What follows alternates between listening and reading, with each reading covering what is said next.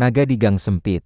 Cerpen bergaya sastra dan dongeng. Di sebuah gang sempit di jantung Jakarta, tempat sengatan matahari terjebak di antara dinding-dinding rumah yang berdempetan, hiduplah seorang pemuda bernama Ardi. Penduduk sekitar mengenalnya sebagai lelaki yang murah senyum, rajin menyapa siapa saja, dan tak pernah menolak membantu menata tangga rusak atau mengangkat galon untuk tetangga lanjut usia. Namun suatu pagi, kampung itu gempar bukan oleh banjir, bukan pula oleh tawuran, melainkan oleh kemunculan seekor makhluk yang tak pernah tercatat dalam buku sejarah manapun. Seekor naga, bersisik hijau keemasan, matanya setenang hujan sore, dan napasnya hangat seperti angin pantai. Tetangga-tetangga menyeruak dari jendela, dari pintu, dari celah tembok apapun yang bisa memberikan pandangan ke arah jalanan. Para ibu memeluk anak mereka, para bapak berdiri kaku dengan sandal jepit setengah terjatuh.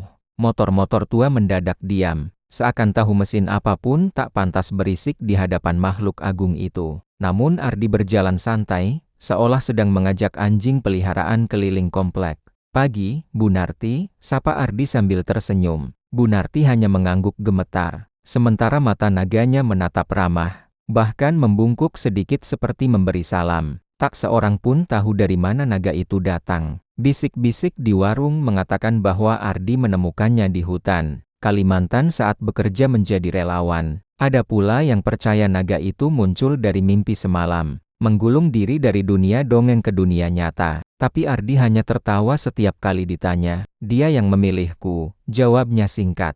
Dan tak ada yang berani meminta penjelasan lebih panjang. Hari demi hari, naga itu jadi bagian dari kampung. Anak-anak memberinya nama Kencana, karena sisiknya berkilau seperti emas di bawah matahari yang muram. Meskipun tubuhnya besar, Kencana bergerak pelan dan hati-hati, agar tak merusak sandal jepit yang tercecer, pot bunga plastik, atau jemuran yang menjuntai rendah. Bahkan, saat hujan deras membuat gang banjir lutut, Kencana membungkuk dan menjadi jembatan hidup agar warga bisa menyeberang tanpa basah. Namun ada satu hal yang membuat Ardi semakin yakin bahwa Kencana bukan makhluk biasa. Naga itu dapat mendengar isi hati. Bukan kata-kata, bukan doa, melainkan gejolak yang tak pernah terucapkan. Ia tahu saat Bu Narti kesepian, ia akan mendatangi terasnya, menurunkan kepala besar itu agar wanita renta itu bisa mengusap dahinya. Ia tahu saat bocah bernama Lucky takut gagal ujian, ia meniupkan napas hangat seperti semangat kecil yang tak terlihat. Dan suatu malam, ketika lampu-lampu kampung mati karena pemadaman, Kencana berdiri di ujung gang sempit.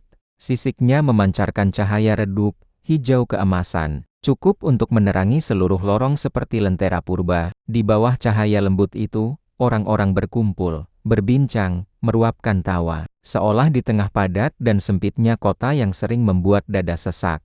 Naga itulah yang membuka ruang bagi keajaiban.